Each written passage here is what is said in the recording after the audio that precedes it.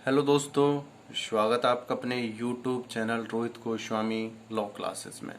और आज हम बात कर रहे हैं LLB first year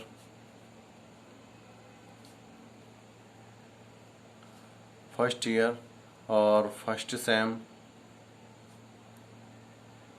first sem का जो फर्स्ट पेपर होता है हमारा ज्यूरिस फर्स्ट। अक्सर ज्यूरिस्प्रूडेंस जो होता है यानी हमारा विधि शास्त्र फर्स्ट, यह LLB वाले छात्रों के लिए बहुत ज़्यादा टफ महसूस होता है। जब वो स्टार्टिंग में LLB में आते हैं तो बहुत कठिन होता है ये एक्ट पढ़ना। तो उसके लिए मैंने अपने सेल्फ नोट्स बनाए हैं, 2-3 एक्टों को पढ़ने के बाद, 2-3 बुकों को पढ़ने के बाद। उसके बाद मैंने बच्चों को अपने नोट्सों से पढ़ाया भी है और दिया भी है, जिससे उनके अच्छे मार्क्स आए थे। मेरे साथ ही पढ़ते थे तब भी मैंने अपने नोट्स दिए थे। और आज मैं आपके लिए उन नोट्सों को दिखाने वाला हूँ, पढ़ाने वाला हूँ, उनको समझाने वाला हूँ, जिसमें आज मैं आपको कराने वाला हूँ डीन रास्को पाउंड। यह एग्जाम में काफ़ी बार पूछा गया है और यह अक्सर 5, 10, 20 यानी 5, 10 एंड 20 कभी भी आ सकता है। यानी कि डीन रास्को पाउंड का यांत्रिकी का सिद्धांत, पाउंड का सामाजिक यांत्रिकी की सिद्धांत, यह सबसे ज्यादा पूछा जाने वाले क्वेश्चनों में से एक है। अब से पहले मैं अपने YouTube चैनल पर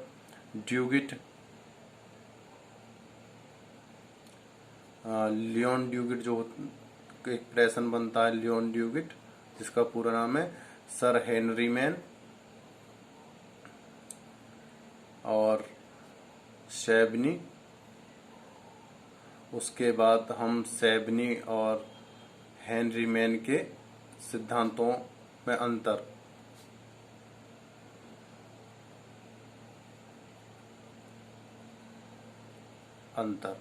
यह मैं अब से पहले करा चुका हूं। यह जो मैं आपको क्वेश्चन करा रहा हूं और जो करा चुका हूं और जो मैं कराऊंगा आने वाले समय में, आने वाले टाइम में, यह वो 10-12 इम्पोर्टेंट क्वेश्चन है जो अक्सर पेपर में आते हैं। इनमें मैं आपको ओनली 12 क्वेश्चन कराऊंगा। इन 12 क्वेश्चन से ही आपका 100 नंबर का पेपर फंस जाएगा। इसमें से आपका एक भी नंबर का पेपर जो बाहर नहीं जाने वाला है, ये मैं आपसे गारंटी दे रहा हूँ, श्योर पक्का कह रहा हूँ मैं आपसे। 12 क्वेश्चन कराने वाला हूँ सिर्फ आपको मैं। 12 में से आपके 100 नंबर का पेपर फंसने वाला है। लेकिन आपसे बस इतनी रिक्वेस्ट है, प्लीज वीडियो को कहीं भी मिस ना कीजिएगा, काट के ना देखिएगा। अगर आपने वीडियो को कट करा और छोड़ के अपने वीडियो को देखा तो यह आपके दिमाग से थोड़ा आउट चला जाएगा और थोड़ा सिलेबस जो थोड़ा टफ हो जाएगा आपको समझने के लिए। तो चलते हैं अपनी वीडियो पे। आपसे रिक्वेस्ट करता हूँ प्लीज वीडियो को लगातार देखिएगा। चलते हैं अपने 5वें क्वेश्चन पे। हमारा जो 5वां आज का क्वेश्चन है, अब से पहले मैं 4 क्वेश्चन करा चुका हूं, प्लीज आप मेरे YouTube चैनल पर जाकर देख सकते हो। हमारा जो 5वां प्रश्न है, डीन रास्को पाउंड का सामाजिक यांत्रिकी का सिद्धांत की व्याख्या कीजिए। डीन रास्को पाउंड जो थे, उन्होंने सामाजिक यांत्रिकी सिद्धांत की व्याख्या की थी। अब क्वेश्चन पे चलने से पहले थोड़ा सा हम बेसिक जान लेते हैं डीन रास्को पाउंड के बारे में, जो अक्सर हमारे 5-5 नंबर में कभी आ जाता है।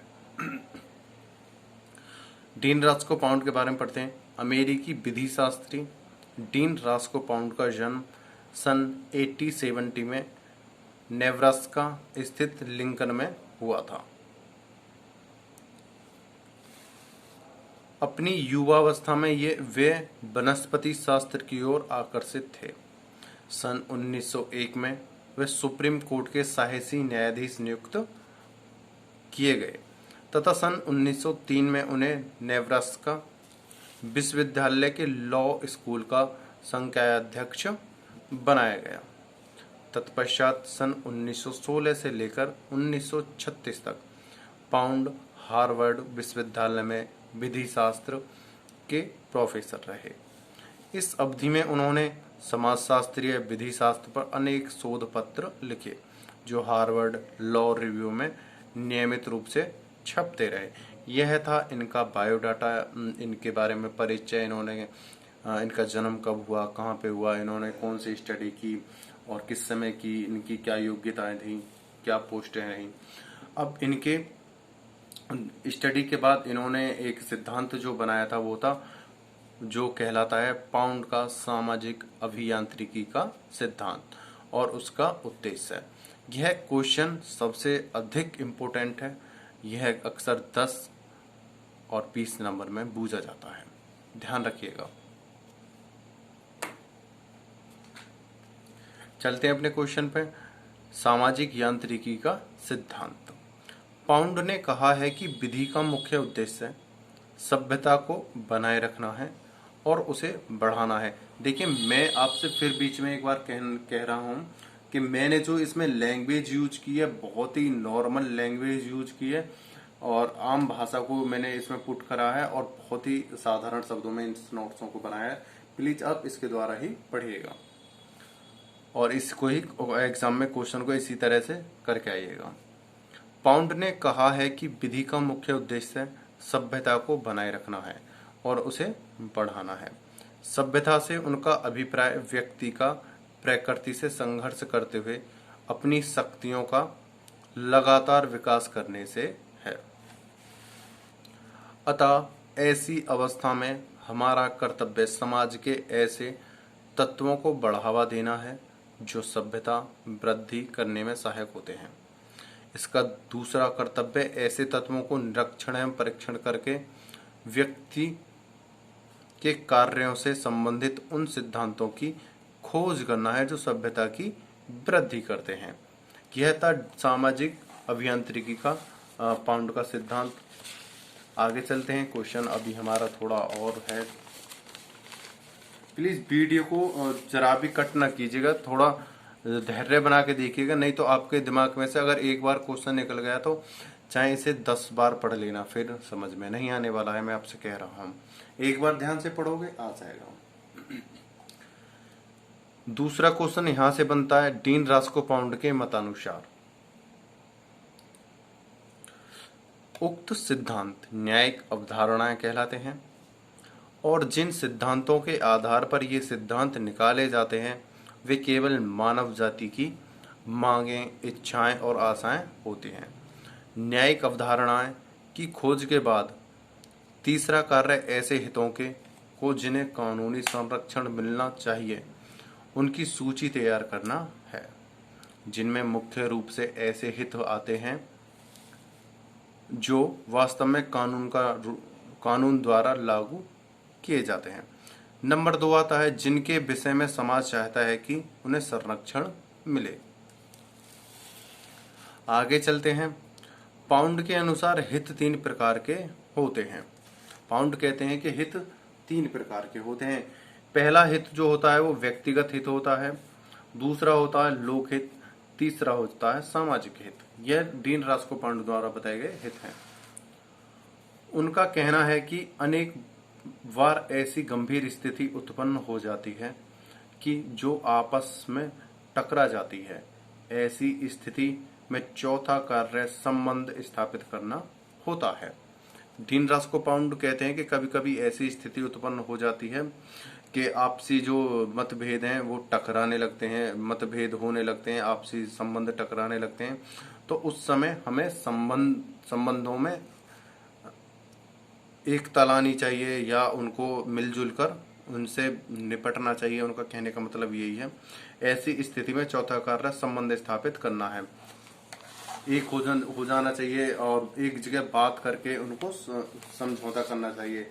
इनका कहने का मतलब ये है कि हमें संघर्ष नहीं करना चाहिए, यानी संघर्ष उस बात पर नहीं करना चाहिए कि जो गलत हो। अच्छी बात है उसके लिए समझौता कीजिए और उसे आगे बढ़ाइए।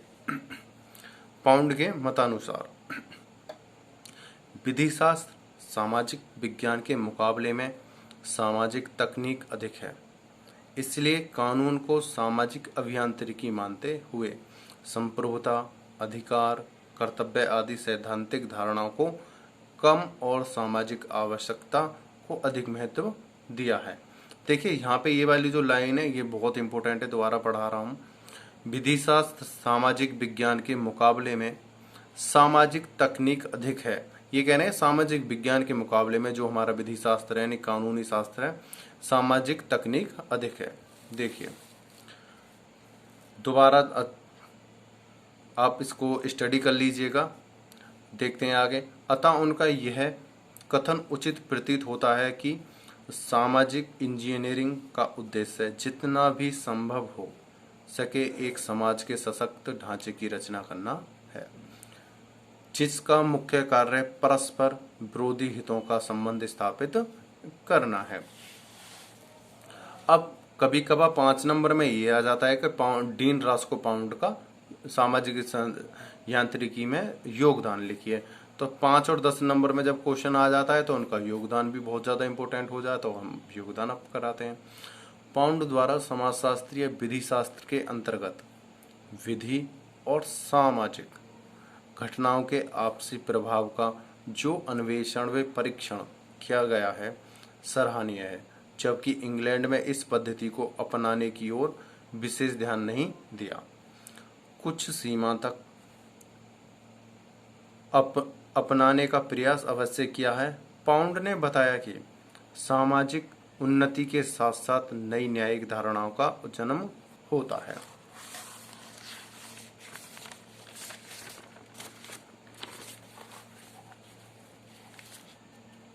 एग्जाम्पल, सामाजिक बीमा की धारणाएं आज सभी समाजवादी राष्ट्रों में स्थापित हो चुकी हैं। सन 1919 में जबकि पाउंड न्यायिक धारणा के बारे में लिख रहे थे, दयनीय दशा थी। भारत में बैंक राष्ट्रीयकरण, प्रीवियर्स की समाप्ति, शहरी संपत्ति की सीमा निर्धारण करना, गरीबों को निःशुल्क कानूनी सहायता देना आदि सामाजिक आवश्यकता को आर्थिक समानता के उद्देश्यों को पूरा करती है। दोबारा से रिपीट कर रहा हूँ। भारत में बैंक राष्ट्रीयकरण, प्रीवियर्स की समाप्ति यानी समाप्ति, शहरी संपत्ति की सीमा निर्धारण करना, गरीबों को निःशुल्क कानूनी सहायता देना आदि सामाजिक आवश्यकता और आर्थिक समानता के उद्देश्य को पूरा करती है। उपभोक्ताओं को मुनाफेखोरों से राहत दिलाने के लिए उपभोक्ता संरक्षण अधिनियम 1986 पारित किया गया है। अतः आज सामाजिक विधान का महत्व बहुत बढ़ गया है। पाउंड के सामाजिक यांत्रिकी सिद्धांत की आलोचना अक्सर 5 नंबर में बूझी जाती है, कभी 10 नंबर में भी आ जाती है। कहा जाता है कि डीन रास्को पाउंड के सामाजिक यांत्रिक सिद्धांत की व्याख्या करते हुए उनकी आलोचना बताइए। तो उसकी व्याख्या करनी है यांत्रिकी पाउंड के यांत्रिकी सिद्धांत की और आलोचना उसमें पुट कर देनी है। पढ़ते हैं आलोचना। जहां पाउंड ने अपने सामाजिक यांत्रिकी सिद्धांत द्वारा विधि क्षेत्र में खलबली मचा दी, दूसरी ओर कुछ लोगों ने इसकी आलोचना भी की है। यहाँ पर कहा गया है कि जब डीन रास्को पाउंड ने अपने सामाजिक यांत्रिकी सिद्धांत को विधि के रूप में लाया तो उन्होंने संपूर्ण विधि शास्त्र में खलबली मचा दी थी। दूसरी ओर कुछ लोगों ने इसकी आलोचना भी की है और इसमें कहा गया है कि जब डीन रास्को पाउंड अपनी विधि शास्त्र को समाज में लाए, बहुत से लोग प्रसन्न हुए, खलबली मच गई और ये कहने लगे कि इनसे अच्छी विधि शास्त्र में कोई सामाजिक यांत्रिक का कोई सिद्धांत हो ही नहीं सकता है। कहीं कुछ लोग ऐसे विधि शास्त्री बैठे हुए थे जिन्होंने इनकी आलोचनाएं करने लगे, इनका मनोबल तोड़ने लगे। तो उन आलोचनाओं को हम बताते हैं। इन आलोचनाओं का तर्क था कि पाउंड ने अपने न्यायिक आधार तत्वों में घर्षण, अवशिष्ट तथा सामाजिक यांत्रिक जैसे शब्दों का प्रयोग करके समाज को एक कारखाने के समान माना। इन्होंने कहा था कि जो डीन रास्को पाउंड ने अपनी न्यायिक आधार तत्वों में घर्षण तथा सामाजिक यांत्रिक जैसे शब्दों का जो प्रयोग करा है, इन्होंने समाज को समाज नहीं माना है, इन्होंने तो समाज को एक कारखाना मान लिया है। और समाज कभी कारखाना हो नहीं सकता है और ना ही उसके मानव उसके पुर्जा समाज के पुर्जा हो सकते हैं कोई मानव। तो इस वजह से कुछ विधि शास्त्री उनकी इस भाषा का विरोध कर रहे थे, उनकी यांत्रिकी सिद्धांत की आलोचना कर रहे थे, जो उचित नहीं है। समाज को किसी कारखाने का पुल के समान समझना गलत है। यह कहते थे कि कोई भी व्यक्ति समाज को कारखाना नहीं समझ सकता है, कि कारखाने में जब कोई काम करता है तो उसके पुर्जा भी घिसते हैं, मेंटेनेंस भी लगता है, कभी कुछ चीजें टूट भी जाती हैं, खराब भी हो जाती हैं। तो इनका कहने का मतलब था कि हम मानव हैं, का इसका मतलब तो जो आप विधि लागू कर रहे हैं उससे हमें हानि होगी और हम बदले जाएंगे। हम कोई मशीन थोड़ी है, कोई किसी पे इसका एक्सपेरिमेंट करा और उसको हटा दिया अगर उस पर यूज ना हुई तो इसलिए इसका जो विरोध कर रहे थे, क्योंकि यह स्थिर है। और उन्होंने कहा था यह जो कानून है यह स्थिर है, जबकि विधि समाज की परिस्थितियां अनुसार बदलती रहती है। वो कह रहे थे कि जो डीन रास्को पाउंड ने जो अपना जो सिद्धांत, यांत्रिकी सिद्धांत दिया है, यह स्थिर है, यह एकदम स्थिर है, लेकिन समाज अपनी परिस्थितियों के अनुसार, समय के अनुसार, वक्त के अनुसार बदलता रहता है, जो एकदम उचित नहीं है। डीन रास्को पाउंड द्वारा दी हुई सामाजिक यांत्रिकी का इसीलिए विरोध किया गया था। कि दोबारा पढ़ा देता हूं मैं इसको थोड़ा सा। जहां पाउंड ने अपने सामाजिक यांत्रिकी सिद्धांत द्वारा विधि क्षेत्र में खलबली मचा दी, दूसरी ओर कुछ लोगों ने इसकी आलोचना भी की। इस आलोचना का तर्क था कि पाउंड ने अपने न्यायिक आधार तत्वों को घर्षण अवशिष्ट, यानी कोई टूट फूट या जो चीजें घिसती हैं उसको निकालते हुए उसको उसके ऊपर तर्क एग्जाम्पल देते हुए तथा सामाजिक यांत्रिकी जैसे शब्दों का प्रयोग करके समाज को एक कारखाने के समान माना, जो उचित नहीं है। समाज को किसी कारखाने या पुल के समान समझना गलत है, क्योंकि यह स्थिर है, जबकि विधि समाज की परिस्थितियां अनुसार बदलती रहती है। और यह जायज है और यह सत्य है, विधियां समाज और परिस्थिति के अनुसार बदलती रहती है। यह मेरा भी मत है। तो यह था हमारा डीन रास्को पाउंड का सामाजिक यांत्रिकी का सिद्धांत, जो अक्सर हमारे LLB ज्यूरिस्प्रूडेंस में अधिकतर वर्षों में बूझा गया है। तो मैं आपको एक बार दोबारा से रिवाइज करा देता हूं कि मैंने अब से पहले एक लियोन